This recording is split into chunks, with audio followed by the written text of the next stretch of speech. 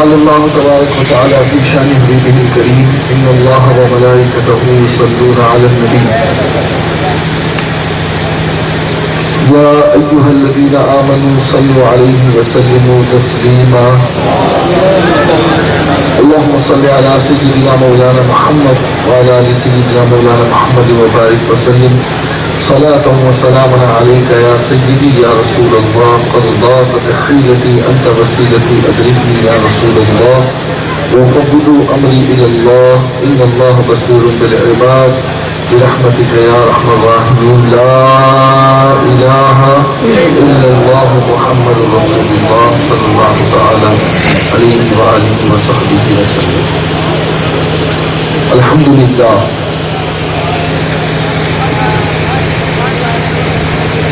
الحمد لله رب العالمين والعاقبة للمتقين والصلاة والسلام على سيدنا وسيد الأنبياء والمرسلين وعلى آله وأصحابه أجمعين أما بعد أعوذ بالله من الشيطان الرجيم بسم الله الرحمن الرحيم قد أفلح المؤمنون الذين هم في صلاتهم خاشعون صدق الله المولانا العظيم. منبر رسول درون قدروز علماء ذوی احترام مفتیان انظام میرے سامنے بیٹھے بزرگوں نوجوان ساتھیوں پیارے بچوں پردہ نشین ماؤں اور بہنوں السلام علیکم ورحمۃ اللہ وبرکاتہ.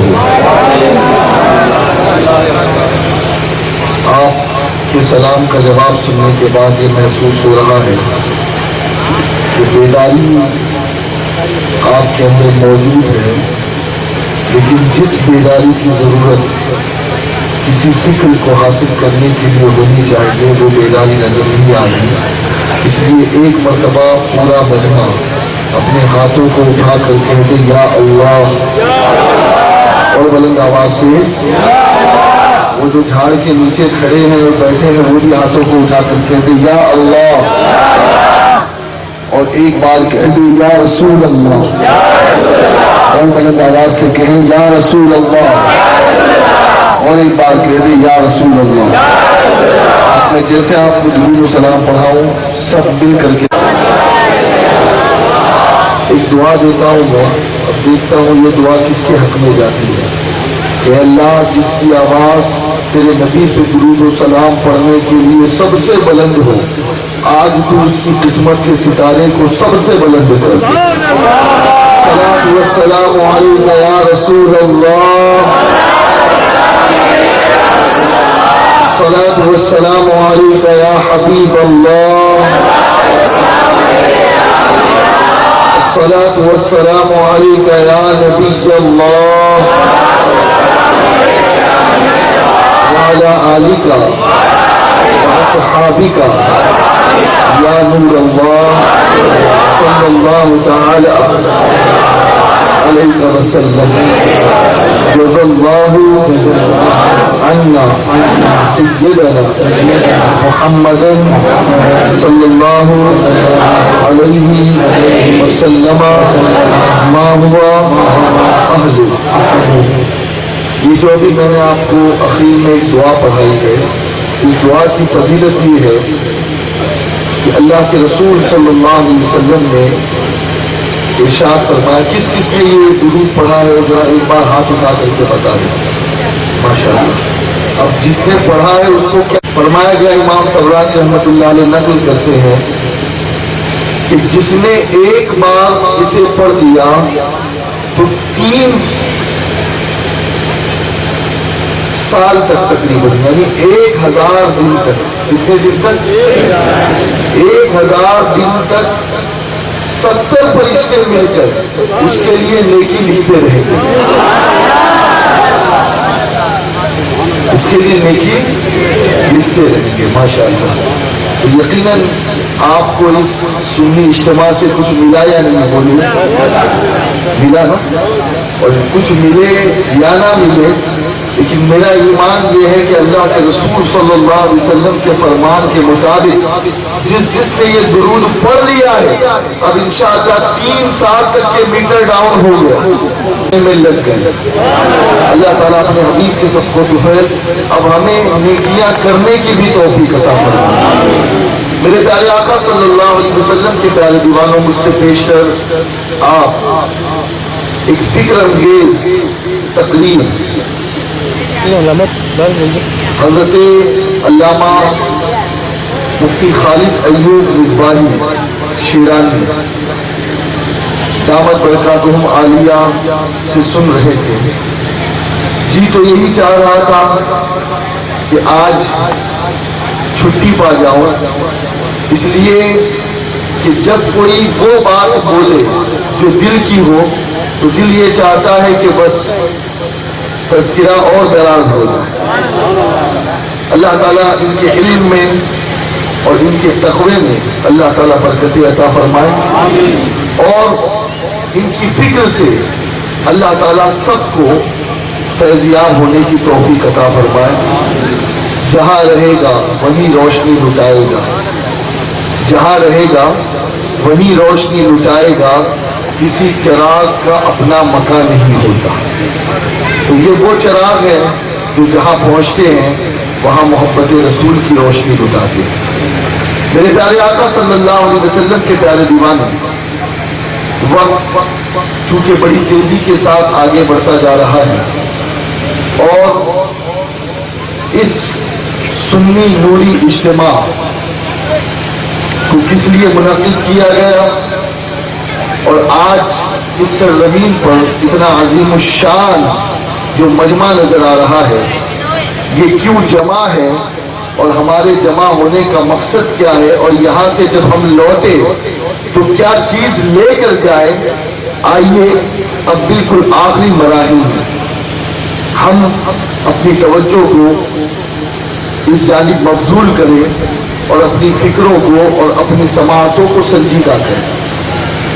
آج انشاءاللہ میری گفتگو کا 2 رخ ہوگا. ایک جس کا تعلق اعتقاد سے ہے اور دوسرا جس کا تعلق اعمال سے. اس لیے کہ اس چیز کو ہمیشہ یاد رکھیں اگر عقیدہ اچھا ہے اور عمل میں خرابی ہے تب بھی ہم اللہ رب العزت کی بارگاہ میں مجرم ہیں, اور اگر عقیدہ خراب ہے اور عمل اچھے ہیں تب بھی ہم اللہ کی بارگاہ میں مجرم ہیں. وہ سکہ کسی بھی مارکیٹ میں چلتا ہی نہیں جو ایک طرف تو چھپا ہو اور دوسری طرف سے کوڑا ہو. وہ نوٹ وہ کرنسی دنیا کے کسی بازار میں نہیں چل سکتی کہ جو ایک طرف سے چھپی ہو اور دوسری طرف سے کوری ہو. دوستو یہ ایک دنیا کی مثال ہے. اللہ رب العزت جل شانہ کی بارگاہ میں بھی وہی انسان سرخرو ہے کہ جس کا ایمان بھی سلامت ہو اور جس کے اعمال بھی سلامت ہو. اسی لیے آپ قرآن اٹھا کر کے دیکھیے. آج میں نے جس آئے مبارکہ کو اپنا موضوع سخن بنایا ہے اللہ رب العزت جل شانہ نے قرآن مقدس میں ارشاد فرمایا مومنین کے حوالے سے. کس کے حوالے سے؟ اب وہی لوگ اس بات کو غور سے سنیں گے جو مومن ہوں گے. اس لیے کہ جس کا نام لیا جاتا ہے وہی متوجہ ہوتا ہے. مثال کے طور پر اتنا پورا مجمع ہے اور اگر اس مجمع میں آپ سے کہوں عبداللہ بھائی میری طرف دیکھیں تو آپ مجھے بتائیے کیا سلیم بھائی میری طرف دیکھیں؟ بولو نہیں دیکھیں گے. کوئی اور میری طرف دیکھے گا؟ نہیں, کیونکہ میں مخاطب عبداللہ بھائی سے ہوں تو جو عبداللہ ہوگا وہی میری طرف دیکھے گا.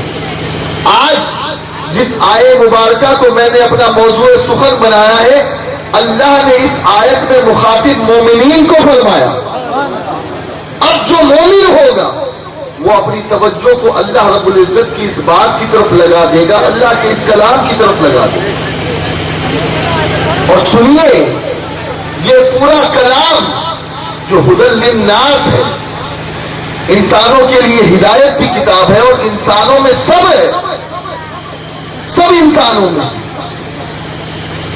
غیر مسلم بھی ہے, عیسائی بھی ہے, یہودی بھی ہے, اور ایتھسٹ جو دہریے ہیں وہ بھی انسان ہے، اور انسانوں میں ہم بھی ہیں.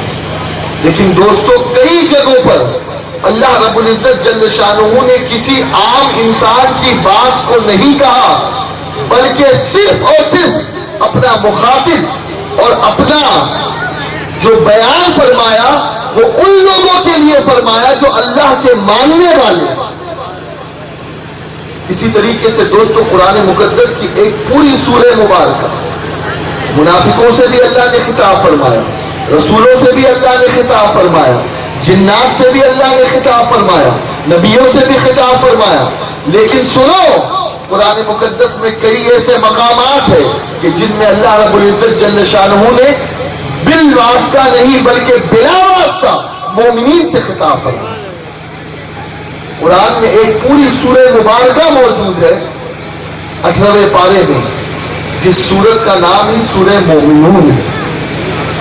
اور اس سورہ مبارکہ کو اگر آپ اٹھا کر کے دیکھیں تو اس سورہ مبارکہ میں کوئی اور چیز نہیں بلکہ اس پوری سورہ مبارکہ میں اللہ رب العزت نے مومنین کے اوصاف بیان کیے ہیں، مومن کی کوالٹیز بیان کی کہ مومن کون ہوتا ہے، مومن کیسا ہوتا ہے، مومن کو کیا کرنا چاہیے، مومن کو کن چیزوں سے بچنا چاہیے، مومن کو کس طرف اپنی توجہ لگانی چاہیے، اور مومن کو کن باتوں سے اپنے آپ کو بچانا چاہیے. یہ سورہ مبارکہ مومنین کے لیے ہدایت کاملہ ہے. اور میرے پیارے آقا صلی اللہ تعالی علیہ وسلم کے پیارے دیوانوں، اس چیز کو یاد رکھو، صرف اگر کوئی زبان سے یہ نعرہ لگاتا رہے کہ میں عاشق رسول ہوں، میں اللہ کا ماننے والا ہوں، رسول کا ماننے والا ہوں، قیامت کے دن کا ماننے والا ہوں، صرف ان باتوں سے اور ان کھوکھلے نعروں سے کام نہیں چلنے والا، بلکہ جب تک کہ کسی انسان کے اندر وہ کوالٹیز پیدا نہیں ہوگی جس کا ذکر اللہ نے قرآن میں سورہ مومنون میں فرمایا ہے، اس وقت تک کہ وہ مومن کامل ہو ہی نہیں سکتا. اسی لیے ڈاکٹر اقبال نے بڑے مزے سے کہا کہ زبان سے کہہ دیا جو لا الہ تو کیا حاصل، دل و نگاہ مسلمان نہیں تو کچھ بھی نہیں. صرف زبان سے کلمہ پڑھ لینا کافی نہیں ہے، بلکہ سنو، ہماری زبان بھی کلمہ پڑھے اور ہماری آنکھیں بھی بتائے کہ یہ مومن ہے، ہمارا دل بھی یہ کہے کہ یہ مومن ہے، ہمارے جذبات بھی یہ کہے کہ یہ مومن ہے، ہمارے ہاتھ اور پاؤں بھی یہ کہے کہ یہ مومن ہے، ہمارے جسم کا روا روا یہ کہے کہ ہم جس گلی سے جائے ہمیں نہ کہنا پڑے، دنیا والے کہے کہ یہ مومن کامل ہے. آج میرے پیارے آقا صلی اللہ علیہ وسلم کے پیارے دیوان، جب سے ہم نے ان صفتوں کو بھلا دیا، ان اوصاف کو بھلا دیا، تو آج بہت سارے ایسے لوگ پیدا ہو گئے کہ جنہوں نے داڑھی رکھ کر کے بم بلاسٹ کرنا شروع کر دیا. بہت سارے ایسے لوگ پیدا ہو گئے جنہوں نے اسلام کے نام کو رکھ کر کے اسلام کو بدنام کرنے کی ناپاک کوشش کی، لیکن آج بھی کچھ نہیں بگڑا. اگر پوری دنیا کے سارے مومنین ایک پلیٹ فارم پر آ کر کے اگر اپنا تشخص برقرار کر دے تو میں یہ کہتا ہوں کہ قسم خدا کی ان دہشت گردوں کو منہ چھپانے کے لیے جگہ نہیں. آج ضرورت اس عمل کی. آئیے قرآن مقدس کی طرف. قرآن نے سبحان اللہ جب مومنوں کی بات کی نا، سورہ منافقون اٹھا کر کے دیکھو تو ان کے عذاب کا تذکرہ، ان پر وعید ہے. لیکن اللہ اکبر جب سورہ مومنون نازل فرمائی تو سورہ مومنون نازل فرمانے کے ساتھ ساتھ اس کی جو شروعات کی ایک مژدہ سے کی، خوشخبری سے کی ہے، بشارت سے کی ہے. گویا اللہ رب العزت جل شانہ یہ بتا رہا ہے کہ دنیا میں بہت سارے انسان موجود ہیں، لیکن اللہ کو جو انسان پیارا ہے وہ مومن کامل پیارا. اور شروعات کی تو کیا فرمایا، قد افلح المؤمنون، تحقیق کامیاب وہ ہوا جو مومن ہے. تحقیق، یہاں سے یہ چیز سمجھ میں آئی کہ یہ تحقیق آپ کی اور ہماری تحقیق نہیں ہے، کسی ریسرچ اسکالر کی تحقیق نہیں ہے، کسی سائنٹسٹ یا کسی فلاسفر کی تحقیق نہیں ہے کہ جس تحقیق کے بعد کوئی نئی تحقیق پیش کر دی جائے اور پہلی والی تحقیق کو جو ہے وہ بالکل نکار دیا جائے. نہیں، یہ تحقیق اللہ کی تحقیق ہے، یہ بات اللہ کی بات ہے، اور جس بات کو اللہ نے کہا کر تو سمجھ لینا اب قیامت تک کے اس میں کوئی پھیر بدل ہو ہی نہیں، اسے کوئی بدل ہی نہیں سکتا. اور اللہ رب العزت ارشاد فرماتا ہے قد تحقیق افلح المؤمنون، کہ جو مؤمنین ہیں وہی کامیاب ہیں. اس آیے مبارکہ سے یہ بات پتہ چلی کہ اب کوئی عیسائی لاکھ دعویٰ کرے کہ میں کامیاب ہوں، کوئی یہودی لاکھ دعویٰ کرے کہ میں کامیاب ہوں، کوئی ہندو لاکھ دعویٰ کرے کہ میں کامیاب ہوں. یاد رکھو یہ لوگ کبھی بھی کامیاب نہیں ہو سکتے. ہاں اگر کامیابی چاہیے تو اپنی سمجھ کو بالائے طاق رکھ کر کے اس پروردگار کے حکم کو لبیک کہہ کر کے ایمان میں داخل ہو جاؤ، یقیناً کامیابی تمہارے قدموں کو چھوئے. اس لیے کہ یہ وعدہ کسی انسان کا وعدہ نہیں ہے جو توڑ دے، یہ وعدہ خالق انسان کا وعدہ ہے، یہ اللہ رب العزت کا وعدہ ہے. اور اللہ نے فرمایا ہے کہ جو مومن ہے وہی کامیاب ہے. مومن کے علاوہ کوئی کامیاب ہو ہی نہیں سکتا، مومن کے علاوہ کوئی عزت پا ہی نہیں سکتا، مومن کے علاوہ کوئی سرخرو ہو ہی نہیں سکتا، مومن کے علاوہ کوئی نجات پا ہی نہیں سکتا. اب ایک چیز میں آپ کو یہاں پر عرض کروں، اکثر لوگ یہ سمجھتے ہیں کہ کلمہ پڑھنے والا مسلمان ہے. بڑی غور سے میری ان باتوں کو سننا تاکہ عقیدے کی بھی اصلاح. بہت سارے لوگ یہ سمجھتے ہیں کہ کلمہ پڑھ لینے کا نام ایمان ہے، اور سب سے پہلی دعوت حضور نے جو دی ہے وہ کلمے کی دی ہے. تو میں یہ کہوں گا آپ لوگ ابھی بھی غلط فہمی میں. کلمے کی دعوت تیسرے نمبر پر ہے. کتنے نمبر پر بولو؟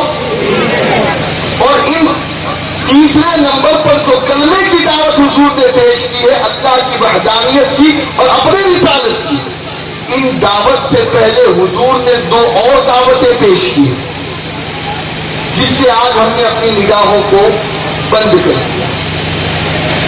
آپ کو عجیب لگ رہا ہوگا یہ کون سی نئی بات پیش کی جا رہی ہے. سب سے پہلی دعوت تو کلمے ہی کی دعوت ہے. پوری دنیا تو کلمے ہی کا پرچار کر رہی ہے.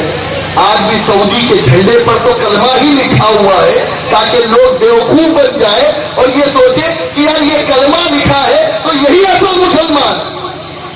نہیں، اس کلمے کی دعوت سے پہلے دو دعوتیں حضور نے دی.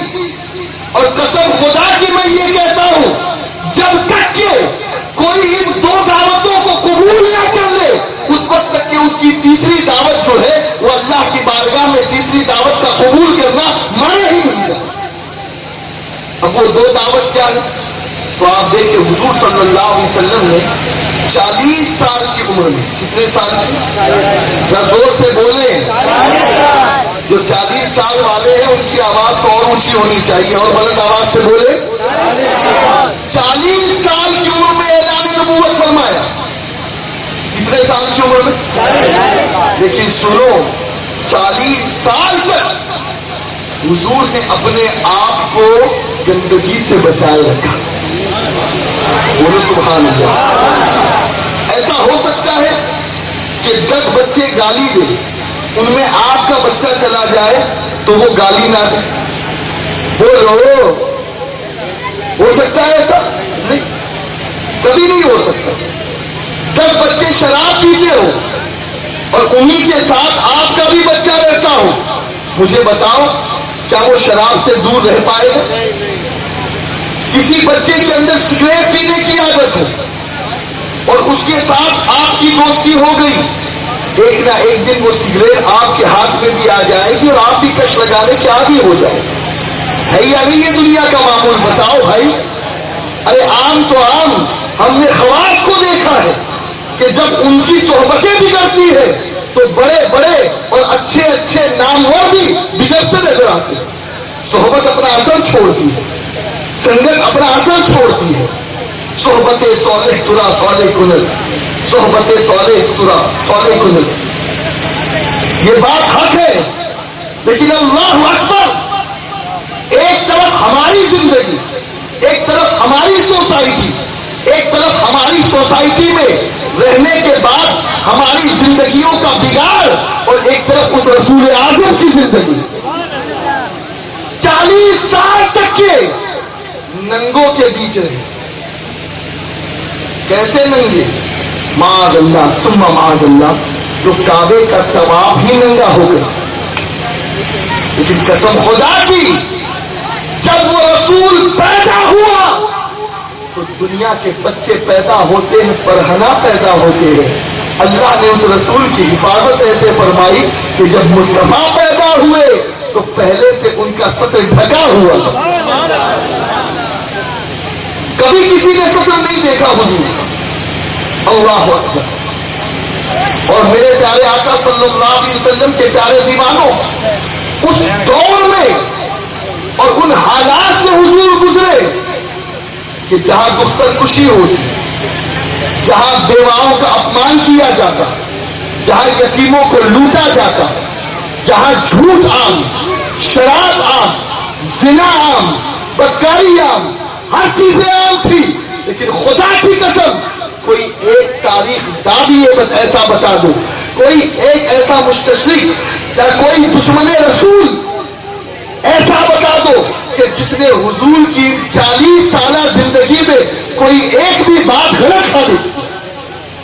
ارے اپنے تو اپنے، غیر بھی آج تک غلط ثابت نہیں کر سکتے. بلکہ دوستو میں آپ کو کیا بتاؤں کہ جب اعلان نبوت نہیں فرمایا تھا اس وقت بھی اللہ کے رسول کی کیفیت کیا تھی؟ اے نوجوانوں ذرا غور سے سننا میری ان باتوں کو. ایک مرتبہ ایک فیملی، ماں باپ بیٹی، کعبے کا طواف کرنے کے لیے اور مکے میں تجارت کے حوالے سے وہ لوگ آئے، دور کے رہنے والے. خانہ کعبہ کا طواف کر رہا تھا وہ آدمی. یہ اس وقت کی بات ہے جب حضور نے اعلان نبوت نہیں فرمایا، حضور کی جوانی ہے. کعبے کا طواف کر رہا ہے، اس کی بیٹی بڑی خوبصورت، بڑی حسین ہے. طواف کرتے کرتے مکے کے ایک رئیس اور ایک تاجر کی نظر اس کی جوان لڑکی پر پڑ گئی. اور دوستو جیسا کہ ابھی حضرت مولانا خالد ایوب صاحب نے بتایا کہ بڑا عجیب حال تھا اس دور میں. عورتوں کی کوئی عزت نہیں تھی، خرید و فروخت، عورتوں کو منحوس جاننا، یہ تمام باتیں عام تھی. اب دوران طواف اس ناپاک اور خبیث کی بد نظر اس لڑکی پر پڑتی ہے. وہ فوراً اس کے باپ کو طلب کرتا ہے. اس کا باپ آتا ہے، کیا بات ہے؟ کہا سنو تمہاری لڑکی کو میرے پاس چھوڑ. اس نے کہا نہیں، میں ایسا نہیں کر سکتا، اس لیے کہ میں عزت دار گھرانے کا آدمی ہوں اور میں یہاں مسافر ہوں، میں کسی کام کے لیے آیا ہوں، ہرگز میں اس پر راضی نہیں ہوں. اب دوستو جب وہ منا کر کے چلا گیا تو آپ جانتے ہو یہ اپہرن کا سلسلہ آج کا نہیں ہے، یہ بھی بڑا پرانا سلسلہ چل رہا ہے، کڈنیپنگ.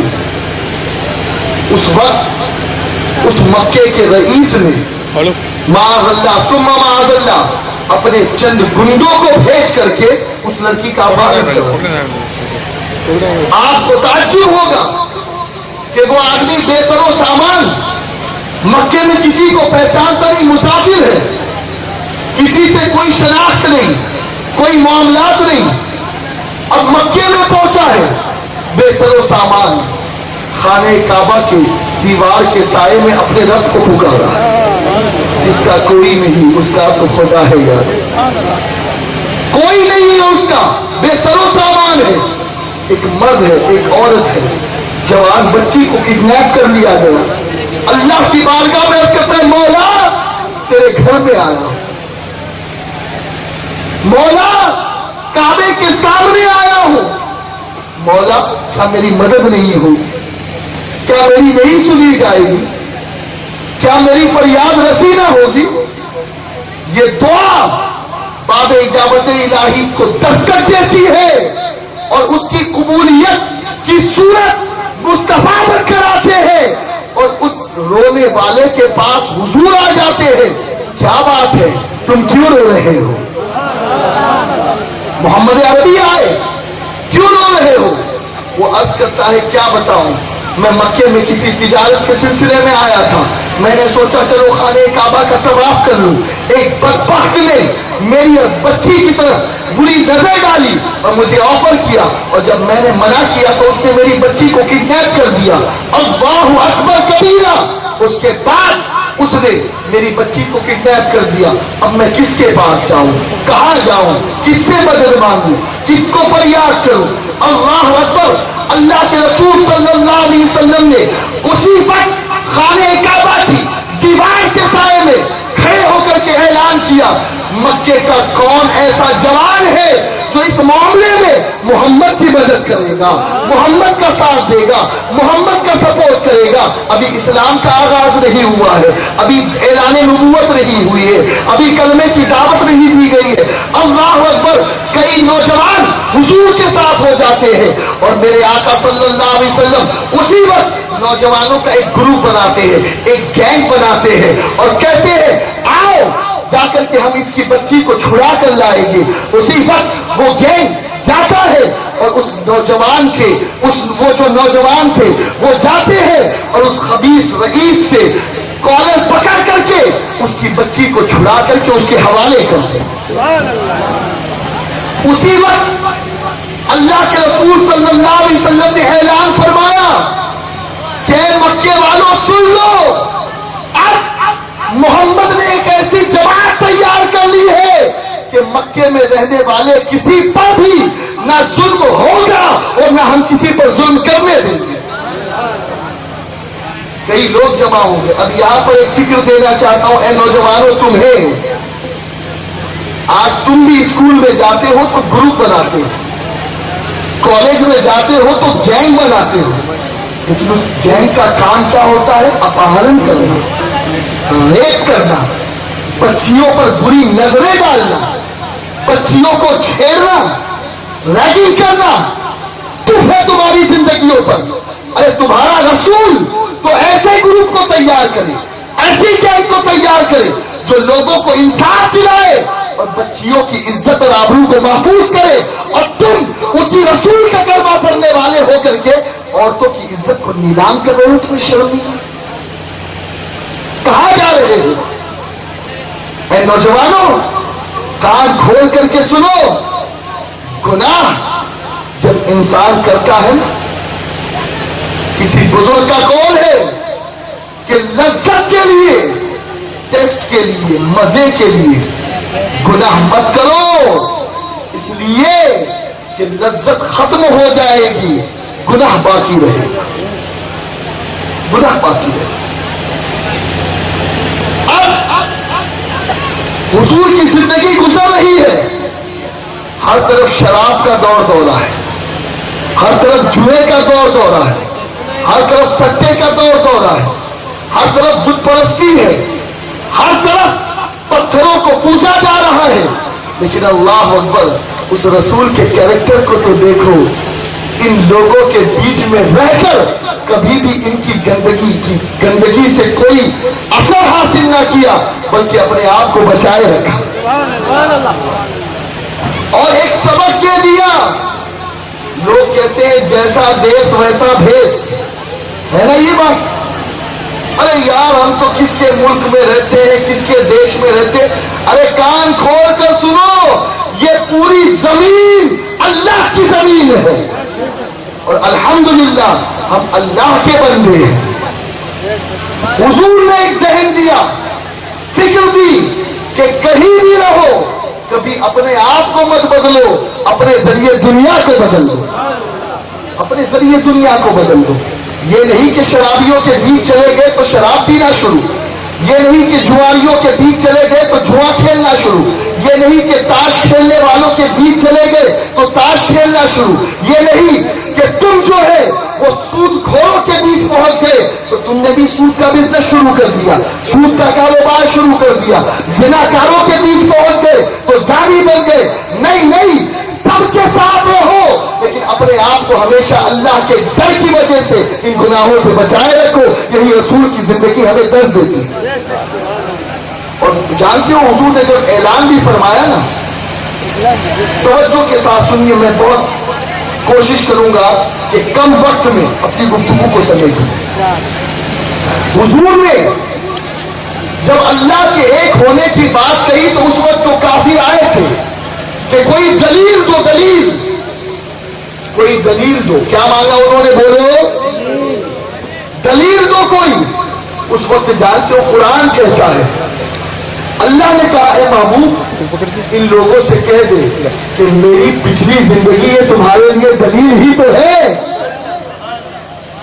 میری پچھلی زندگی دلیل ہی تو ہے۔ سب کے سب حضور کو صادق مانتے تھے، امین مانتے تھے، ہے یا نہیں؟ پتہ یہ چلا کہ حضور نے کلمے کی دعوت بعد میں دی ہے، پہلے اپنی کیریکٹر کو پیش کیا ہے، لوگوں کے ساتھ کردار کو پیش کیا ہے۔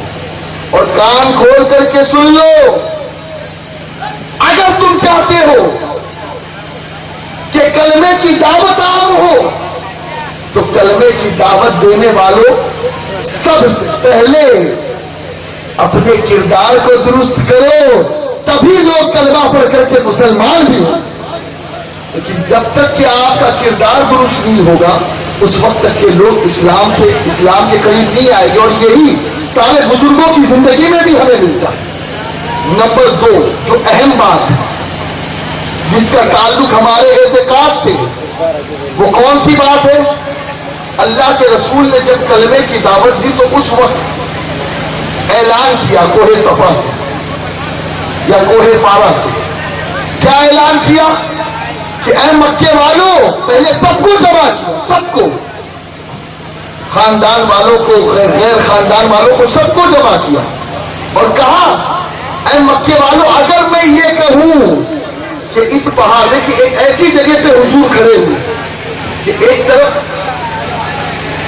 وہ لوگ حضور کو دیکھ رہے ہیں لیکن حضور جہاں دیکھ رہے ہیں حضور کی طرف ان کی نظر نہیں۔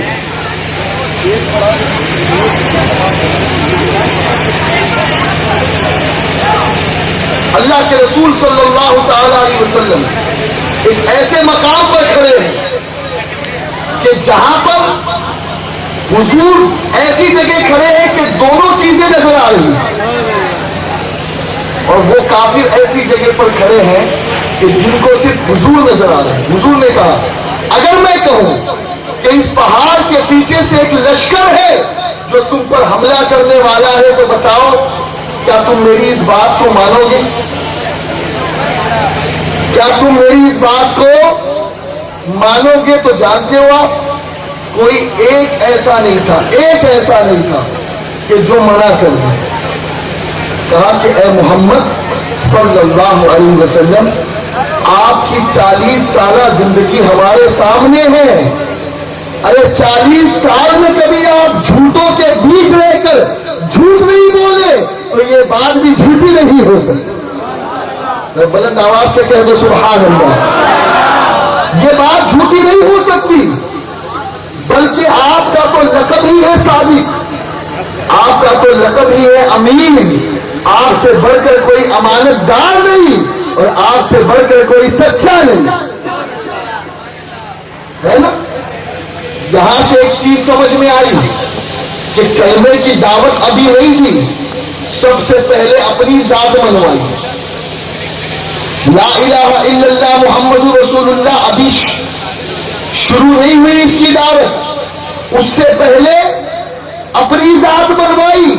بتاؤ محمد کو کیسا جانتے ہیں، محمد کے بارے میں کیسا عقیدہ ہے، محمد کے بارے میں کیسا نظریہ ہے، محمد کے بارے میں کیسے خیالات ہیں، محمد کے بارے میں تمہارے افکار کیا ہے، محمد کے بارے میں تمہارے تھاٹس کیا ہے, تمہاری سوچ کیا ہے.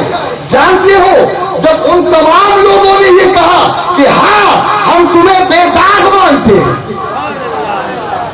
بے عیب مانتے ہیں, بے نقص مانتے ہیں, پاکیزہ مانتے ہیں, طیب مانتے ہیں, طاہر مانتے ہیں, صادق مانتے ہیں, امین مانتے ہیں, اس کے بعد حضور نے کلمے کی دعوت دی کہ جب ایسا مانتے ہو تو اب یہ بھی مان لو کہ اللہ ایک ہے اور میں اللہ کا رسول ہوں.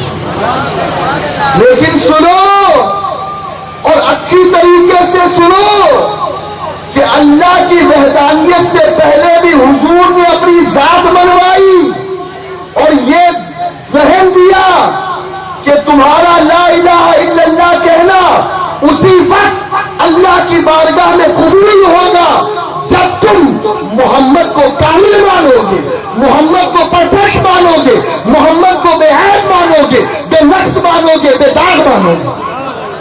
اور آج تعجب ہے ان عقلوں پر, تعجب ہے ان شہدوں پر کہ جو نبی کا کلمہ بھی پڑھ رہے ہیں اور نبی کے بارے میں کہہ رہے ہیں کہ انہیں علم غیب نہیں تھا. بولو معاذ اللہ. نبی کا کلمہ بھی پڑھ رہے ہیں اور اسی نبی کے بارے میں کہتے ان سے تو بہت ساری غلطیاں ہو گئی, ان سے تو چوک ہو گئی, وہ تو کبھی بھٹک گئے تھے, وہ تو 40 سال پہلے مومن نہیں تھے, وہ تو 40 سال پہلے نبی نہیں تھے, 40 سال پہلے انہیں اپنے انجام کی خبر نہیں تھی, اپنے مومن ہونے کا پتہ نہیں تھا. کان کھول کے سنو, اگر چاہتے ہو کہ تمہارا لا الہ الا اللہ پڑھنا اللہ کی بارگاہ میں قبول ہو جائے تو پہلے محمد کے بارے میں اپنے عقیدے کو درست کر لو, تمہارا کلمہ بھی قبول ہو جائے گا, ایمان بھی قبول ہو جائے گا. یاد رکھیے. اور مجھے تعجب ہے کہ مکے کے کافروں نے بھی انکار کیا تھا تو لا الہ الا اللہ سے کیا اور محمد رسول اللہ سے کیا, ورنہ حضور کے آنےسٹ ہونے میں انہیں کوئی شک نہیں تھا. اور آج یہ کلمہ پڑھنے والے, نمازوں کی دعوت دینے والے, نگر نگر ڈگر ڈگر لوگوں کو تبلیغ کرنے والے, ان کے عقیدے ذرا دیکھو تو کہتے ہیں نبی کے لیے کھڑے مت ہو ورنہ شرک ہو جائے, نبی کی بارگاہ میں سلام مت پڑھو, یہ شرک ہو, شرک ہے, کھڑا صرف اللہ کے لیے ہونا چاہیے. کیا ذہن دیا جا رہا ہے, کیا سوچ دی جا رہی ہے. ارے کوئی عالم آتا ہے تو تم کھڑے ہو جاتے ہو, کوئی نیتا آتا ہے تم کھڑے ہو جاتے ہو, کوئی منسٹر آتا ہے تم کھڑے ہو جاتے ہو, ماں آتی ہے تم کھڑے ہو جاتے ہو, باپ آتا ہے تم کھڑے ہو جاتے ہو, عزت دیتے ہو. معاذ اللہ, پوری دنیا والوں کے لیے کھڑا ہونا جائز اور نبی کے لیے کھڑا ہونا شرک. یہ کیسی تبلیغ کر رہے ہو, کیسا ذہن دے رہے ہو تم, یہ کس طریقے سے گمراہ کر رہے ہو تم. خدا کے لیے اس چیز کو سمجھو, ایمان اس وقت تک کہ تمہارا مکمل نہیں ہو سکتا جب تک کہ نبی کی محبت تمہارے دل میں نہ. اور دیکھیے ایک چیز اچھی طریقے سے اپنے ذہن میں رکھیں. حضور نے کیا فرمایا, حضور نے فرمایا لا یؤمن احدکم حتی اکون احب الیہ من والدہ وولدہ والناس اجمعین, کہ تم میں کا کوئی بھی شخص اس وقت تک کہ مومن کامل نہیں ہو سکتا جب تک کہ اپنی اولاد, اپنے ماں باپ, غرض کے دنیا کے تمام انسانوں سے زیادہ مجھ سے محبت نہ کرے. کہا نا. اب میں آپ سے ایک سوال پوچھتا ہوں, مجھے بتاؤ, ایمانداری سے بتاؤ, یہ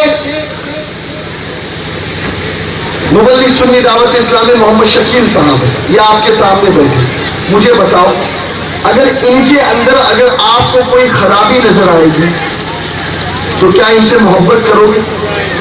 بولو یار, زور سے بولو. نہیں. 100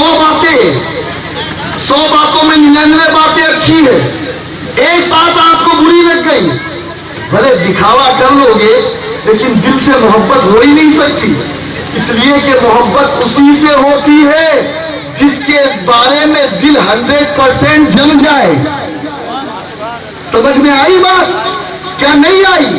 حضور کا یہ فرمان بتا رہا ہے کہ اللہ کی زمین پر اگر کوئی کامل و اکبر و مکمل ذات ہے تو مجھ محمد کی ذات ہے، اسی لیے مجھ سے محبت کرو، اسی لیے مجھ سے محبت کرو۔ اور جس سے محبت کی جائے اس میں کوئی نقص ہو ہی نہیں سکتا، کوئی عیب ہو ہی نہیں سکتا، کوئی سوء کمال بات یا ہو ہی نہیں سکتی، اس لیے کہ جس سے محبت کی جاتی ہے وہ ہوتا ایسا ہے جو کامل ہو، جس میں کوئی خرابی نہ ہو۔ اور اگر تم نبی کی ذات میں کوئی خرابی تلاش کرتے ہو تو کان کھول کر سنو، تم سب کچھ ہو سکتے ہو، کبھی عاشق رسول اور ایمان والے ہو ہی نہیں سکتے۔ اسی لیے تو میرا امام کہتا ہے کہ اللہ کی سرتابہ قدم شان ہے یہ، تو محبت سے کہہ دو سبحان اللہ، ہاتھوں کو بلند ہاتھ اٹھا کر کہہ دو یا رسول اللہ، پیچھے والوں تم بھی بولو یا رسول اللہ۔ اللہ کی سرتابہ قدم شان ہے یہ، انسان نہیں انسان وہ انسان ہے یہ، اور قرآن تو ایمان بتاتا ہے انہیں، اور ایمان یہ کہتا ہے میری جان ہے یہ، ایمان یہ کہتا ہے میری۔ تو بات سمجھ میں آ گئی؟ کلمے کی دعوت بعد میں، کلمے کی تلاوت بعد میں، کلمے کی رٹ بعد میں، کلمے کا معنی و مفہوم سمجھنا بعد میں، پہلے میرے نبی کو مانو،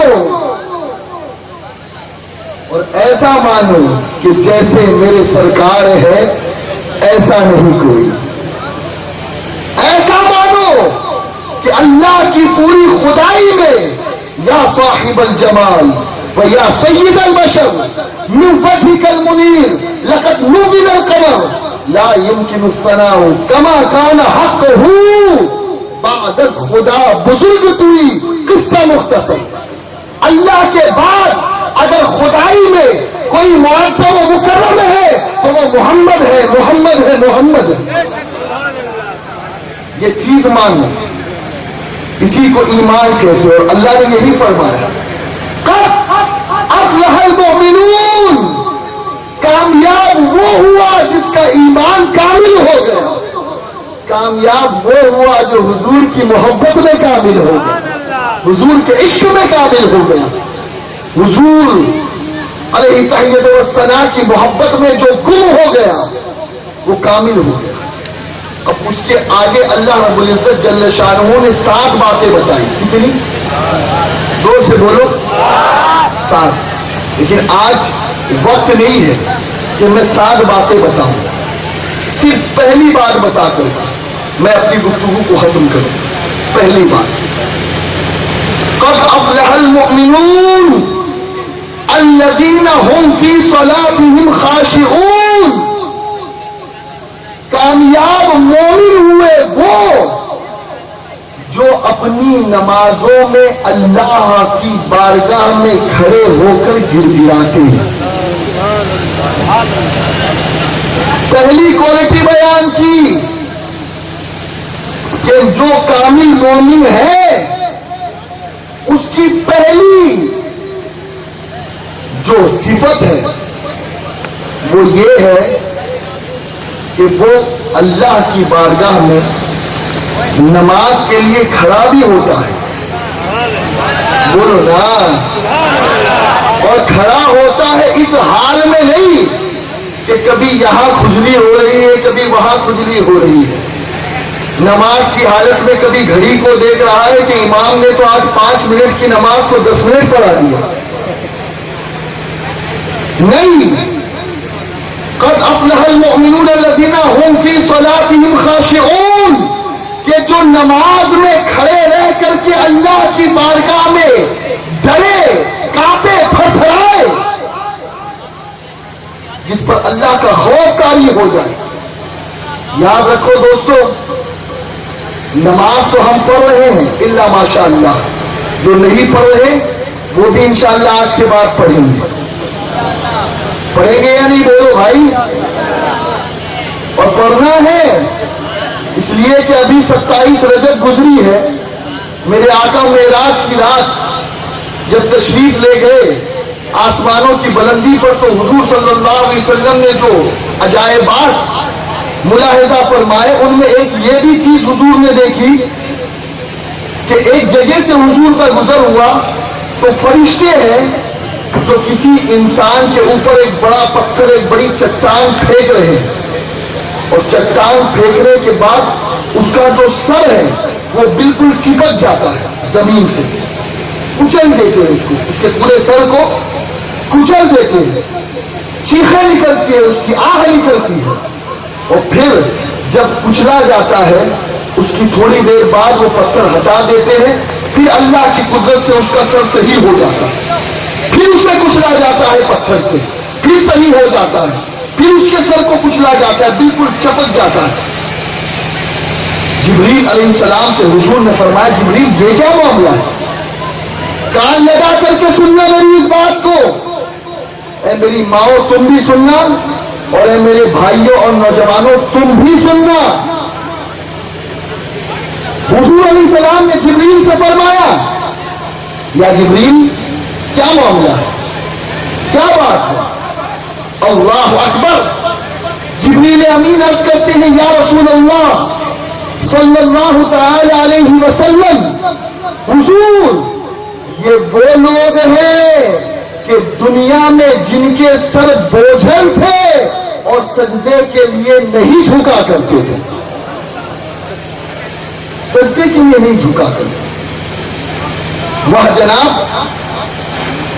آج اگر مسلمانوں کی کیفیت کو دیکھا جائے، مسلمانوں کے گھروں کا جائزہ لیا جائے، مسلمانوں کے روز و شب پر اگر ایک غائرانہ اور طائرانہ نظر ڈالی جائے تو نتیجہ یہ نکلتا ہے کہ مسلمان کا بچہ کرکٹ تو کھیل لیتا ہے، والی بال تو کھیل لیتا ہے، گلی ڈنڈا تو کھیل لیتا ہے، ٹی وی تو دیکھ لیتا ہے، آئی پی ایل دیکھنے کے لیے اس کے پاس ٹائم ہے، کرکٹ دیکھنے کے لیے اس کے پاس ٹائم ہے، سارے خرافات کرنے کے لیے ٹائم ہے، 3 گھنٹے سنیما گھر میں بیٹھ کر کے مووی دیکھنے کا اس کے پاس ٹائم ہے، لیکن اگر ٹائم نہیں ہے تو نماز پڑھنے کا ٹائم نہیں، اور یہ سمجھتے ہیں کہ صرف جمعہ کے دن مسجد میں چلا جائے اور جمعہ کی نماز پڑھ لے تو سمجھتے ہیں ہفتے بھر کی جو ہے وہ کسر ہم نے نکال دی۔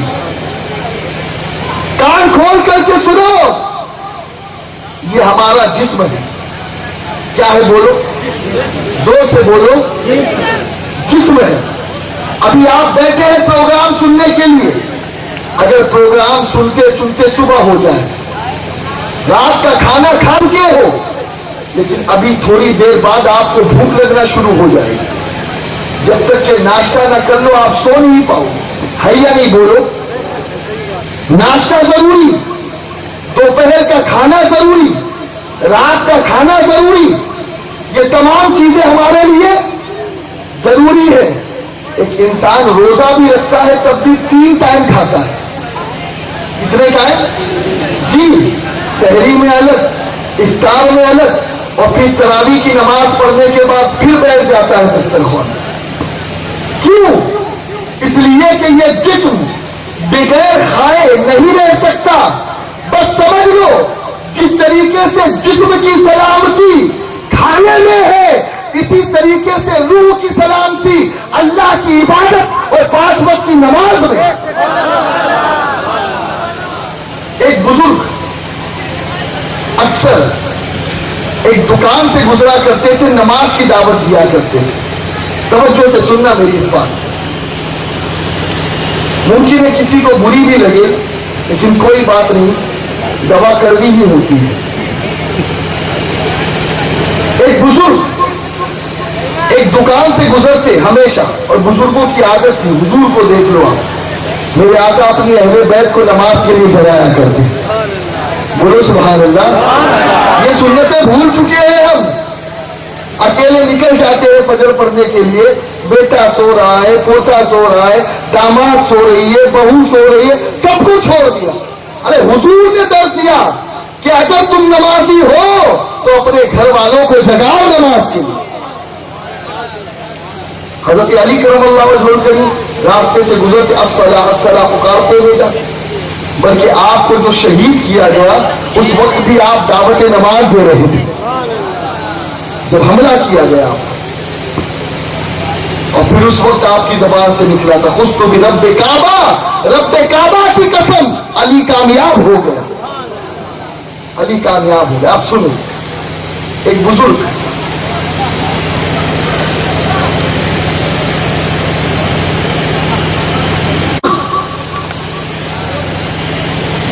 ہمیشہ جاتے نماز کی دعوت دیتے، لیکن آج کل کے جیسے نوجوان ہیں، بس اس نوجوان کا اور اس بزنس مین کا بھی حال نہیں تھا۔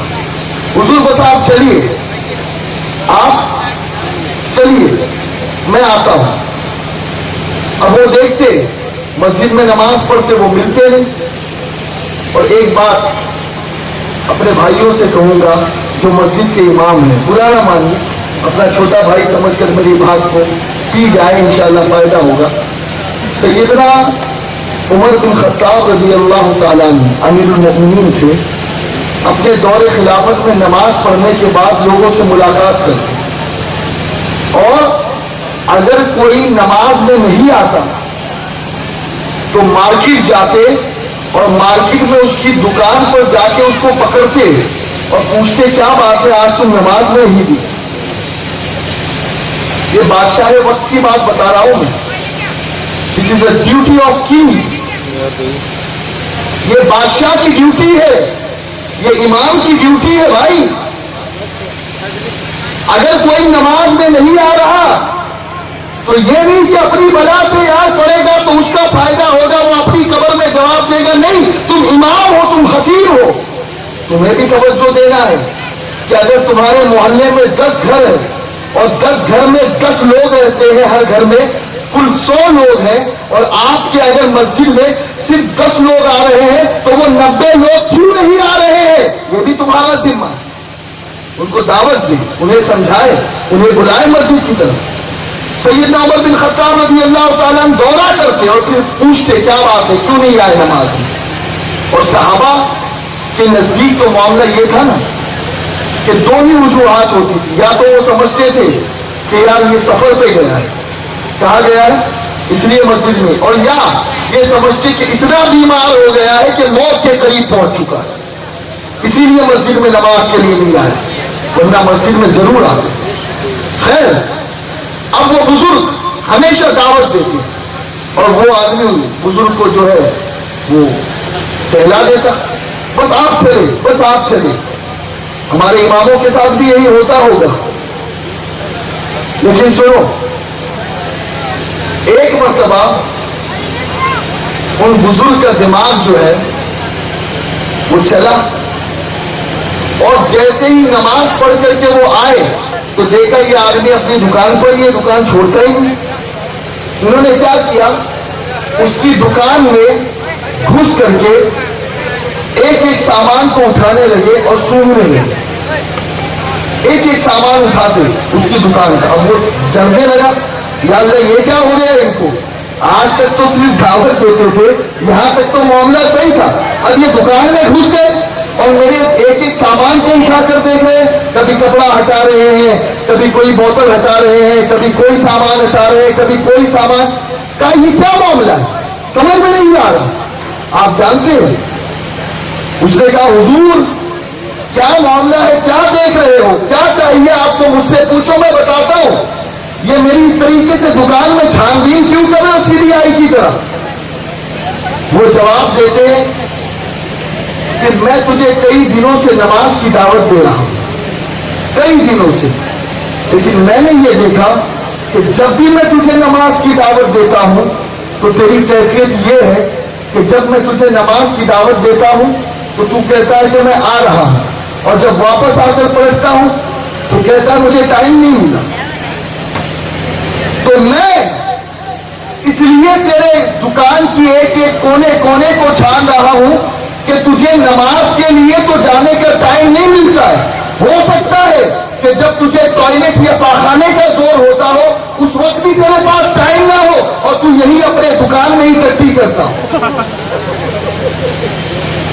معاذ اللہ ثم معاذ اللہ. ایک سوچنے کی بات ہے، ایک فکر کرنے کی بات ہے. انسان بڑے سے بڑی میٹنگ میں بیٹھا ہو، بڑے سے بڑا کلائنٹ سامنے ہو، لاکھوں روپے کی ڈیلنگ ہو رہی ہے، پیشاب آ گئی، بڑے سے بڑے کلائنٹ کو کہے 5 منٹ رک میں آتا ہوں. بھیا نہیں بات بولو. لا حول ولا قوت. تم نے نماز کو کیا سمجھ لیا ہے کہ تم دنیاوی حاجت کے لیے، طبعی حاجت کے لیے تو اچھے سے اچھے کلائنٹ کو چھوڑ دو، بزنس کو چھوڑ دو، آفیسر کو چھوڑ دو، سب کو چھوڑ دو، لیکن نماز کے لیے تمہارے پاس وقت نہیں ہے. تمہارا ایمان کہاں پہنچ چکا ہے؟ کہاں پہنچ چکا ہے تمہارا ایمان؟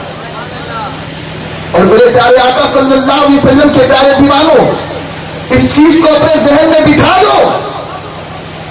اللہ کے رسول ارشاد فرماتے ہیں کہ قیامت کے میدان میں، قیامت کے میدان میں، the day of judgment, the first question what Almighty Allah is asking you, first question asking about prayer. نماز کے بارے میں پوچھا جائے گا. بتاؤ تم جو نماز لے کے آئے ہو وہ کامل ہے یا ادھوری ہے، کمپلیٹ ہے یا انکمپلیٹ ہے؟ اگر نماز کمپلیٹ ہوئی، حج، زکات، روزہ، صدقات، سنتیں، نوافل، نیاز، نذر، جلوس، جلسہ سب ساتھ میں قبول ہو جائے. لیکن اگر نماز میں کمی رہی، اللہ کے رسول فرماتے ہیں میری بات نہیں ہے تو کوئی مولوی کل چپ چاپ سے انکار کرتے ہیں وہ تو یوں ہی بول گئے. نہیں، یہ میرے رسول کی بات ہے. میرا رسول ارشاد فرماتا ہے کہ اگر نماز میں کمی رہی تو آگے کے تمام اعمال برباد کر دیے جائے کہ ختم کر دیے جائے، کچھ قبول نہیں ہوگا.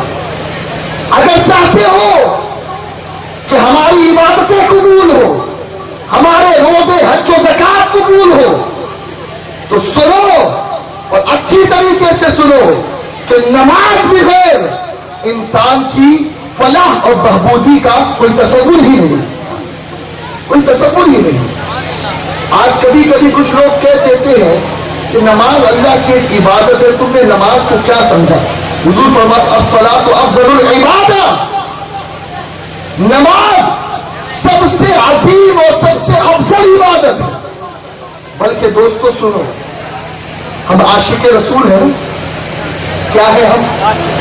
بھائی جو عاشق ہے وہ اپنے ہاتھوں کو اٹھا دیں. سبحان اللہ. اب سنیے، اللہ کے رسول صلی اللہ تعالی علیہ وسلم نے نماز کا تحفہ کہاں سے لائے تھے معلوم ہے آپ کو؟ بولو نا، معراج سے. ذرا زور سے بولو. کتنے وقت کی ملی تھی؟ زور سے بولو. 50 وقت کی. باقی کتنی رہی؟ 5. 50 سے 5 جو ہوئی کس کی وجہ سے ہوئی؟ حضرت موسیٰ کی وجہ سے. بولو بولو نا. 7ویں آسمان پہ ابراہیم علیہ السلام بھی ملے تھے لیکن انہوں نے کچھ نہیں کہا. کہا تو موسیٰ اس کے پیچھے حکمت ہے، لیکن اگر میں اس موضوع کو چھیڑ دوں گا تو پھر آپ کی سبا خراشی ہو جائے گی. خیر، حضرت موسیٰ علیہ السلام کی وجہ سے 50 کی کتنی ہوئی؟ لیکن سنو، اللہ نے فرمایا لا تبدیل لکلمات اللہ. اللہ کا کلام نہیں بدلتا. اے محبوب، تیری امت پڑھے گی 5 نماز لیکن ثواب اس کو 50 نمازوں کا دوں گا. 50 نمازوں کا. اور سنو، اچھی طریقے سے سنو. کچھ لوگ کہتے ہیں کہ جو مر گیا، جو قبر میں پہنچ گیا، کچھ نہیں کر سکتا، مکھی نہیں ہٹا سکتا. کہ تمہیں کیا دے گا؟ کیوں جاتے ہو قبر پر؟ کیوں جاتے ہو اجمیر؟ کیوں جاتے ہو اللہ والوں کی مزارات پر؟ کان کھول کر سنو.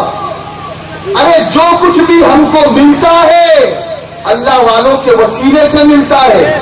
اور تم جو کہتے ہو کہ قبر والا کچھ نہیں کر سکتا، تو یہ جو 50 کی 5 ہوئی ہے نا، یہ بھی اس نے کیا ہے جو 4000 سال سے قبر میں لیٹا تھا۔ کس نے کیا؟ موسیٰ نے، جو قبر والے تھے۔ کون تھے بولو؟ ابے نادان، بے وقوف، بے عقل، گدھے، احمد۔ جب موسیٰ 50 نمازوں کی تخفیف کر کے 5 کر سکتے ہیں، تو وہ رسول بھی اللہ کی دی ہوئی قدرت سے اپنے غلاموں کے گناہوں کو بخشوا سکتے ہیں، ان کی مصیبت ٹال سکتے ہیں۔ آج بھی 1400 سال گزرنے کے بعد اپنی طرف سے ہم غلاموں کو دیکھ سکتے ہیں، ہم غلاموں کی مدد کر سکتے ہیں۔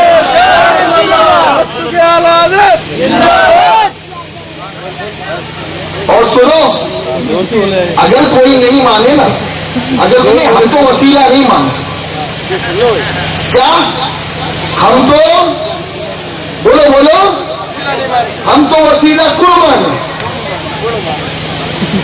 ہم تو وسیلہ نہیں مانے تو کان کھول کے سنو، ڈنڈا لے لینا اس کے لیے، وہی ڈنڈا جو تمہارے پاس ہے۔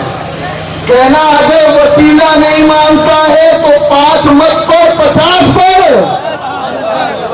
اس لیے کہ 5 وسیلے سے ہوئی ہے، اور اگر 5 نماز پڑھتا ہے تو ماننا پڑے گا کہ وسیلے کو مان رہا ہے۔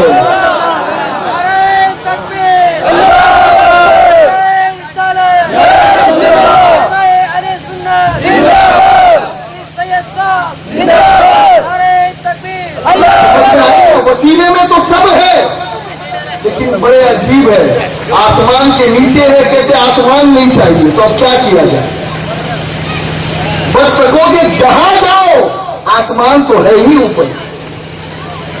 اور سنو، یہ جو کچھ بھی ہے یہ سب وسیلے کی کرشمہ سازی ہے، یہ سب کچھ صدقہ ہے وسیلے کا، اللہ والوں کا۔ خیر، نماز کتنے وقت کی ملی؟ 5 ٹائم کی ہے نا، پھر 5 ٹائم کی فرض ہوئی نا فرض۔ اب سنو، اس وقت بھی حضرت موسیٰ نے کہا تھا، حضور غور سے سنیے، میں آپ کو حضور کی ایک طرف بتانا چاہتا ہوں، اللہ کرے کہ وہ فکر ہمارے اندر آ جائے، وہ درد ہمارے اندر آ جائے۔ اس وقت بھی موسیٰ علیہ السلام نے کہا تھا، حضور میں بنی اسرائیلیوں کو اس سے بھی کم کی تعداد میں آزما چکا ہوں، وہ کھڑے نہیں اترے، لہذا حضور آپ کی امت 5 نماز بھی نہیں پڑھ سکے، آپ کی امت، لہذا اس میں بھی کم کراؤ، اس میں بھی۔ معلوم ہے حضور نے کیا فرمایا؟ حضور نے فرمایا، اے موسیٰ اب مجھے اپنے رب سے حیا آتی ہے کہ اس نے 5 کی 50 کی 5 کر دی، اب میں اس میں بھی کمی کر۔ ارے تم تو کچھ حیا کرو، نیچی نظروں کی شرم و حیا پر درود، اونچی بینی کی رفعت سے جاتے۔ ارے رسول کو 5 نماز سے کم کرانے میں حیا ہے، اور آج ہمیں 5 نماز پڑھنے کی فرصت نہیں۔ ارے ہم کتنے بے حیا بے غیرت ہو چکے ہیں۔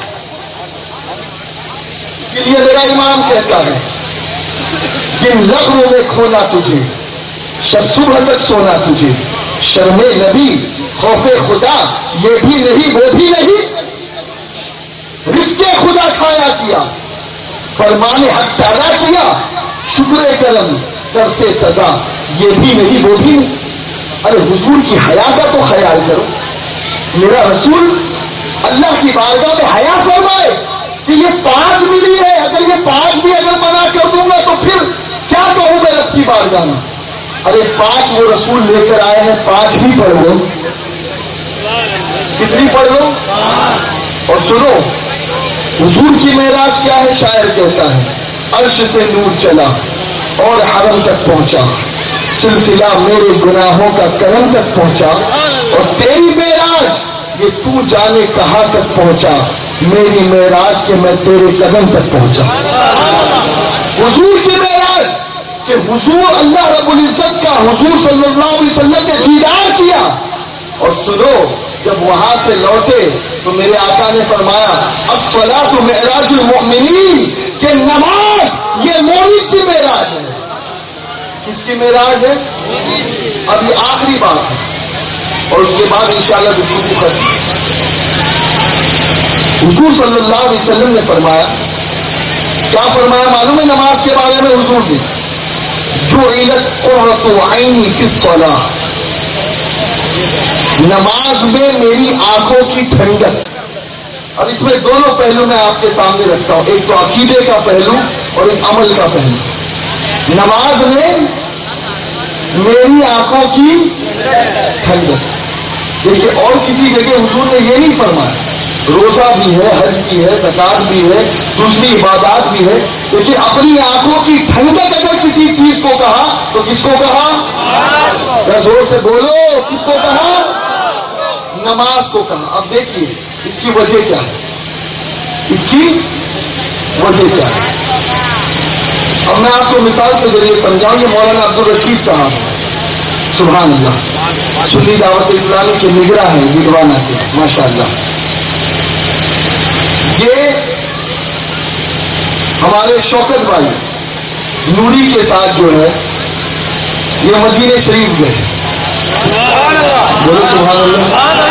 اللہ ہم سب کو مدینے کی حاضری عطا فرما. دل سے بولو، دعا کی قبولیت کا وقت ہے، آمین. یہ دونوں مدینے پہنچے. اب مدینے پاک میں پہنچے، اللہ کی قدرت، مجھے امید ہے انشاءاللہ کہ شوکت بھائی برا نہیں مانیں گے. مدینے پاک میں پہنچے اور جیسے ہی مدینے پاک میں پہنچے تو ان کی ایک دوا چل رہی تھی آنکھوں کی. چشمہ تو لگاتے ہی ہے، ایک آنکھوں کی دوا تھی جس سے آنکھوں کو ٹھنڈک پہنچتی تھی. ٹھیک ہے، وہ دوا بھی ساتھ لے جاتے تھے. کبھی کبھی عبدالرشید بھائی کو بولتے تھے کہ بھائی میں سوؤں تو میرے آنکھوں میں دوا ڈال دیں تاکہ آنکھوں کو ٹھنڈک پہنچے. کیا پہنچے؟ ارے بولو نا، ٹھنڈک پہنچے. ٹھیک ہے. اب ہوا یہ کہ مدینے پاک کی حاضری میں جب آخری دن تھا، نکلنے والے تھے انڈیا کے لیے، اور قسمت بیدار ہو گئی. اس کی قسمت کے پتا تخت شہید کی راحت خاک طیبہ پہ جسے چین کی نیند آئی ہو، آستانے پہ تیرے سر ہو اجل آئی ہو، اور اے جانے جہاں تو بھی تماشائی ہو. مٹی نہ ہو برباد پسے مرگ الہی، جب خاک اڑے میری مدینے کی ہوا. اب مدینے کی ہوا ہے اور اللہ رب العزت کے دربار سے بلاوا آ گیا، انتقال ہو گیا مدینے پاک میں. اب مولانا عبدالرشید صاحب مبلغ سنی دعوت اسلامی محمد شوکت نوری صاحب سے غائب درجے کی محبت کر رہے ہیں. اب بالکل جنازہ تیار ہو گیا، غسل ہو گیا، کفن پہنا دیا گیا، نماز جنازہ بھی ہو گئی. اب جیسے ہی نماز جنازہ ہوئی، مولانا صاحب کو یاد آیا کہ شوکت بھائی تو ایک دوا آنکھوں میں ڈالا کرتے تھے جس سے آنکھوں کو ٹھنڈک پہنچے. کہا جنازہ یہی روکو، میں ابھی آیا. یہ بات کر گیا میڈیکل میں، اور میڈیکل سے وہ دوا لے کر کے آئے. یہ دوا تو جلدی تو بالکل ارجنٹ چاہیے. میڈیکل والے نے آنکھوں کی ٹھنڈک والی دوا دی. اب شوکت بھائی آئے، شوکت بھائی کے پاس پہنچے. شوکت بھائی کا جنازہ رکھا ہوا ہے. مولانا صاحب نے جو ہے وہ آنے کے بعد کہا ان کے کفن کو کھولو، ان کا منہ کھولو، ان کا چہرہ کھولو. لوگوں نے کہا کیا پاگل ہو گئے ہو، کیسی باتیں کر رہے ہو، نماز جنازہ ہو گئی ہے، دفن کرنے کا وقت ہے، تم آنکھیں کھولنے کی بات کرو.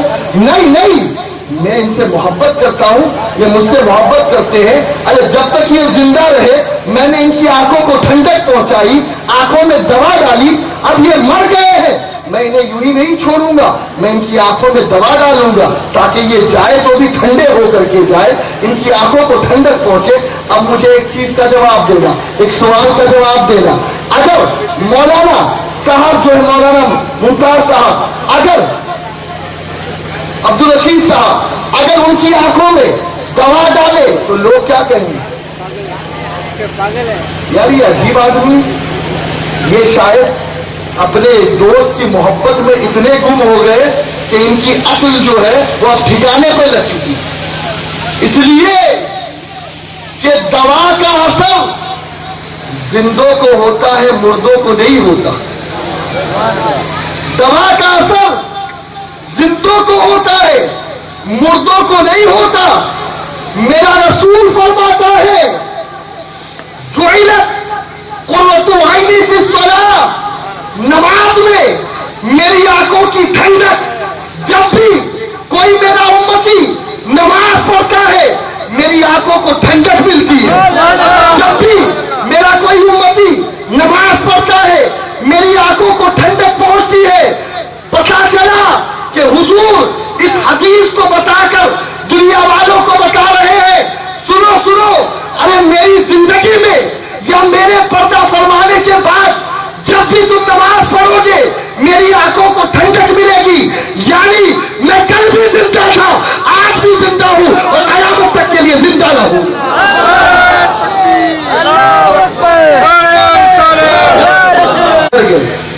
ارے یار، جو مر جائے نا تو اس کی آنکھوں کو ٹھنڈک نہیں پہنچتی، جو زندہ ہوتا ہے اس کی آنکھوں کو ٹھنڈک پہنچتی ہے، اس کی آنکھوں کو ٹھنڈک پہنچتی ہے.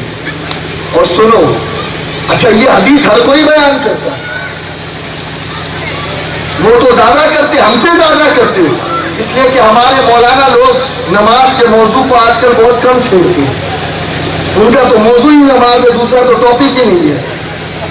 جوا کھیلو، لوگوں کی جیب کاٹو، گلے کاٹو، بس نماز پڑھو اللہ معاف کرے گا. لا حول ولا قوت. بڑی عجیب فکر دے دی گئی، بڑا عجیب ذہن دے دیا گیا. خیر، عرض کرنے کا مقصد یہ کہ حضور نے آنکھوں کی ٹھنڈک. اب میں آپ سے یہ کہتا ہوں، ایمانداری سے بتاؤ، ایمانداری سے، آپ کو جس سے محبت ہے، آپ کو جس سے محبت ہے اس کی آنکھوں کو ٹھنڈک پہنچاؤ گے یا نہیں؟ کس سے محبت ہے آپ کو؟ سب سے زیادہ کس کو چاہتے ذرا بولو نا. رسول کو چاہتے ہو نا؟ سب بلند آواز سے کہہ دو، کس کو چاہتے ہو؟ زور سے بولو، کس کو چاہتے ہو؟ رسول کو چاہتے ہو. تو سنو، آج کے بعد 5 مرتبہ نماز پڑھو اور میرے رسول کی آنکھوں کو ٹھنڈک پہنچاؤ، تب جا کر تم حقیقی معنوں میں عاشق رسول کہلاؤ. ٹھیک ہے نا؟ انشاءاللہ ٹھیک ہے نا؟ اور پھر انشاءاللہ حضور کا کرم ہو جائے گا. حضور اپنے در دولت پر بلا بھی لیں گے، اس لیے کہ ہم دور ہیں. میرے امام کہتے ہیں، امام اہل سنت کیا کہتے ہیں کہ میں دور ہوں تم تو ہو میرے پاس. یا رسول اللہ، میں دور ہوں تم تو ہو میرے پاس، سن لو میری پکار آقا. اور ایک شاعر یوں کہتا ہے، نو میں ڈرتے ہیں بفار میری ہے یوں کو وزٹ ون ڈے. تو سبحان اللہ، پلیز سے لاؤڈلی. نو میں ڈرتے ہیں بفار میری ہے یوں کو وزٹ ون ڈے. آقا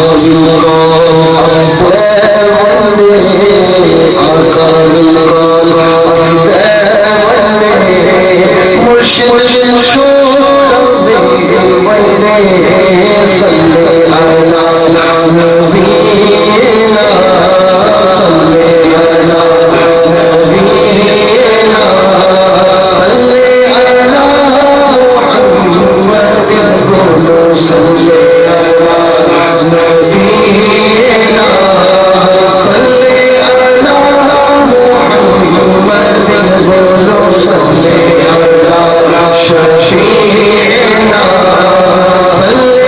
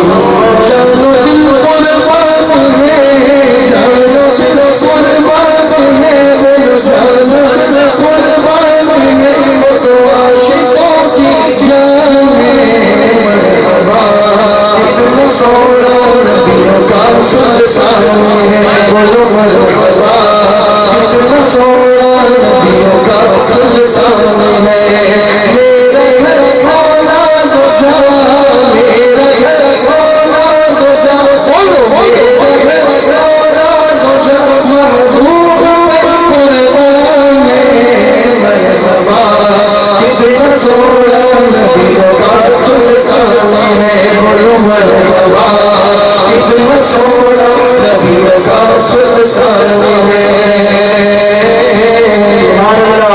کیا تو سبحان اللہ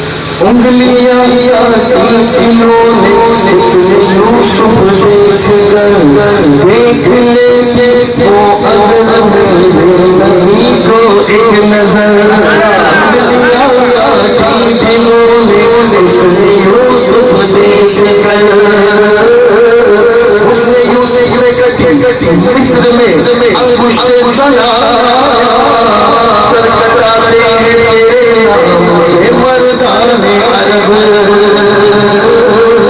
جب سب ان کا جلال و انوار کا عالم کیا ہوگا جب سب ان کا جلال و انوار کا عالم کیا ہوگا ہر کوئی خدا کا دل دیکھے تم ہم بھی خدا دل دیکھے دیدار عالم کیا ہوگا سرکار دو عالم کے روح پر انوار کا عالم کیا ہوگا جب بلند کا ذکر ہے قرآن رخسار کا عالم کیا ہوگا جدید رہنے چہرے کا تصور مشکل ہے قدموں میں جدید رہنے چہرے کا تصور مشکل ہے جب چاند سے روشن جب چاند سے روشن رخسار کا عالم کیا ہوگا جب چاند سے روشن رخسار کا عالم کیا ہوگا سمت علی سمت عمر صدیق ادھر عثمان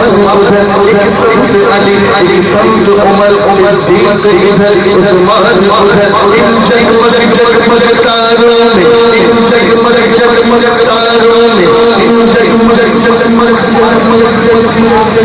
سبحان اللہ سبحان اللہ سبحان اللہ میری سرکار کا عالم کیا ہوگا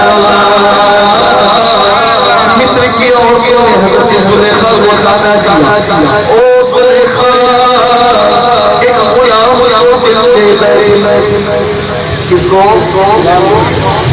حضرت زلیخا نے کہا کہ میں دیکھا ہی میرا اسی لیے کہتی ہوں ارے جسے تم غلام لے رہی ہو وہ غلام لے ہو تو حسن کا امام ہے آؤ میرے ساتھ میں تمہیں دکھاتی ہوں کہ وہ کیسے ہے تمہارے ہاتھ دوسرے ہاتھ دیا ہے جیسے یوسف یہاں سے ہمارے یوسف کا جلوہ جلوے کو اپنے ہاتھوں سے خلوق دینا اللہ اکبر حضرت یوسف کا جلوہ سامنے آیا مصر کی عورتوں کے ہوش ہو گئے اور مصر کی عورتوں اپنے انگلیاں بھی اور انہیں خبر بھی نہیں ہوئی ارے یہ یوسف کا حسن ہے اور میرے آقا فرماتے ہیں کہ میرے بھائیوں کو میرے حسن کا ایک حصہ ملا ہے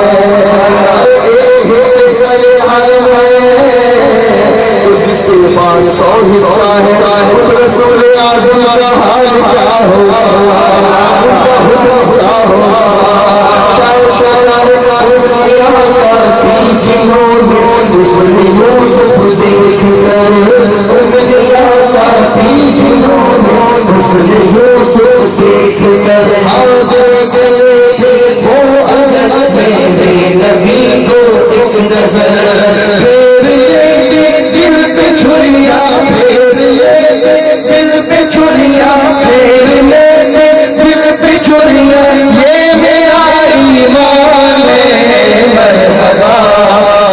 سوڑا نبیوں کا سلطان ہے مرحبا کتنا سوڑا نبیوں کا سلطان ہے نام محمد آنکھوں کا تارا نام محمد دل کا اجالا نام محمد بولو آنکھوں کا تارا نام محمد دل کا اجالا اللہ اکبر رب العالمین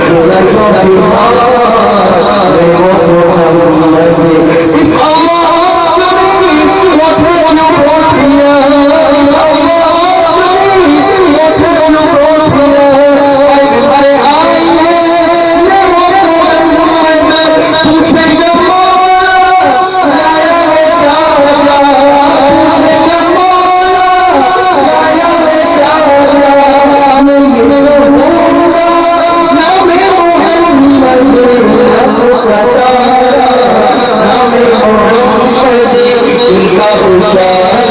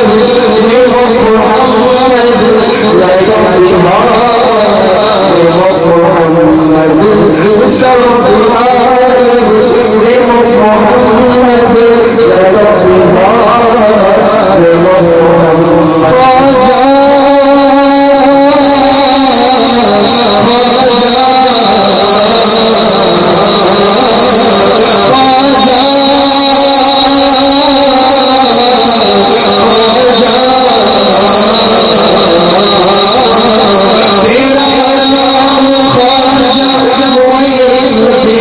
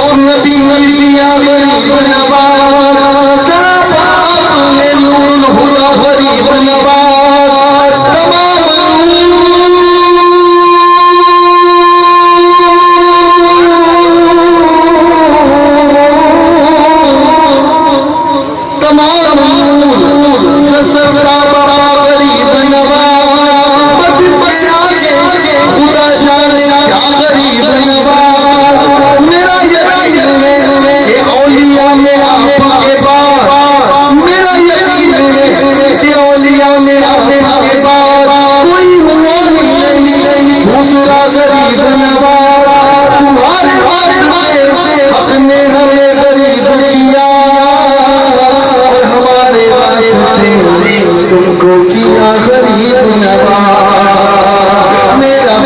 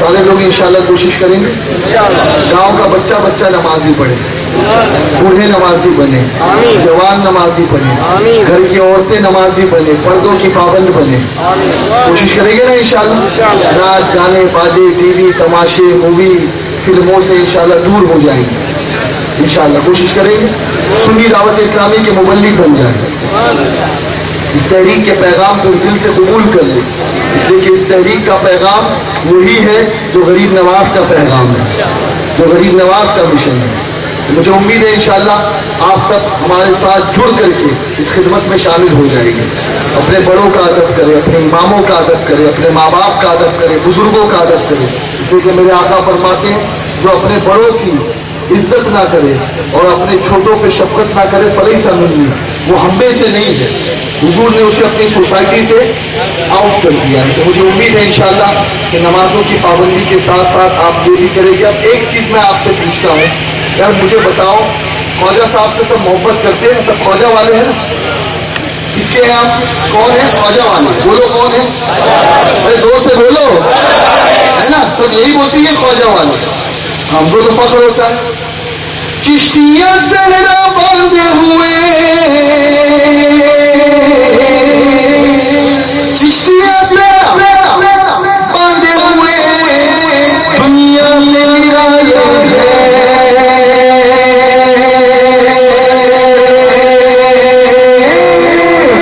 خواجہ والے ہیں ہم خواجہ والے ہیں خواجہ والے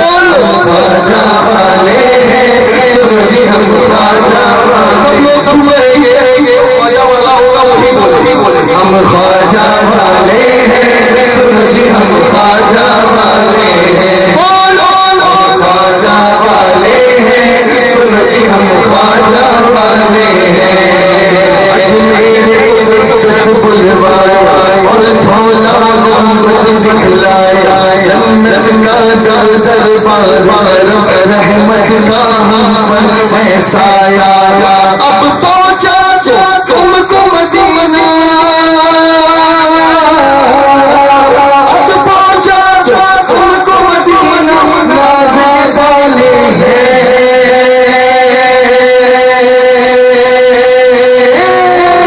ہم خواجہ والے ہیں جی ہم خواجہ والے ہیں خواجہ والے ہیں جی ہم خواجہ والے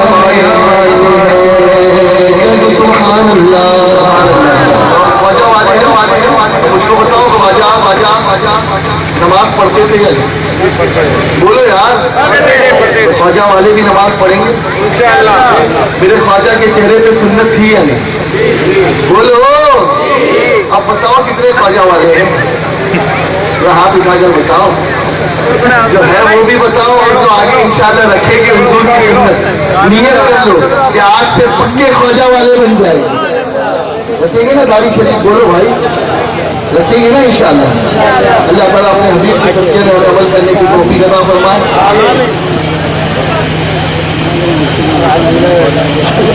اور ماشاءاللہ آج کی محفل کو ایسے کہ اللہ وسیلہ بناتا ہے، ایسے تو آپ سب نے سجائی ہے، سبحان اللہ بولو نا. لیکن ایک ایسا شخص ہے جو مرکز سنی دعوت اسلامی پہاڑ گنج کے قریب رہتا ہے، اس نے اس محفل کے لیے ہم لوگوں کو اتنا ستایا کہ ہم اتنے مجبور ہو گئے کہ یار اب تو دیکھ دے ہی دینا چاہیے. اب ہم کو نہیں پتا تھا کہ یہاں تو اتنا رنگ ہے. دیکھو محفل ایک نے کوشش کی، دوسروں کے چہرے پہ داڑھی آ گئی، ذرا ہاتھ اٹھا دو جس نے داڑھی کا ارادہ کیا. پیچھے والوں کا تو ہاتھ ہی نہیں، وہ سوچ رہے ہیں اندھیرے میں، بھائی اجالے میں آ جاؤ.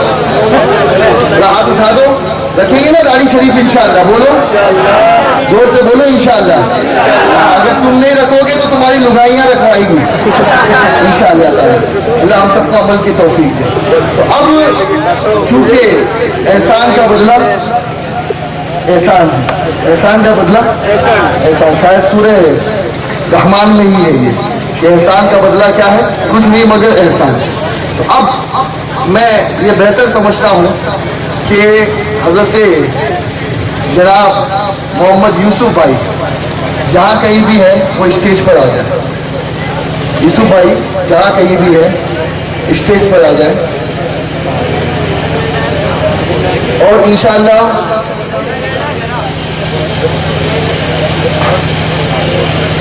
ایک بار ذرا آواز سے درود شریف پڑھ لیجیے. اللہم صلی علی سیدنا مولانا محمد وعلی آل سیدنا مولانا محمد وبارک وسلم.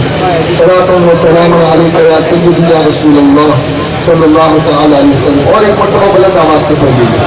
اللہم صلی علی سیدنا مولانا محمد وعلی آل سیدنا مولانا محمد وبارک وسلم. صلاۃ و سلام علیک یا رسول اللہ صلی اللہ تعالی وسلم. خیر وہ ادھر موجود نہیں ہے لیکن خیر ٹھیک ہے. اور انشاءاللہ پولیس آفیسر بھی ہوگا تو ڈیوٹی کے ٹائم تو کیا پہنے گا، لیکن ڈیوٹی کے بعد حضور کا امامہ پہنے گا. بولو نا محبت سے.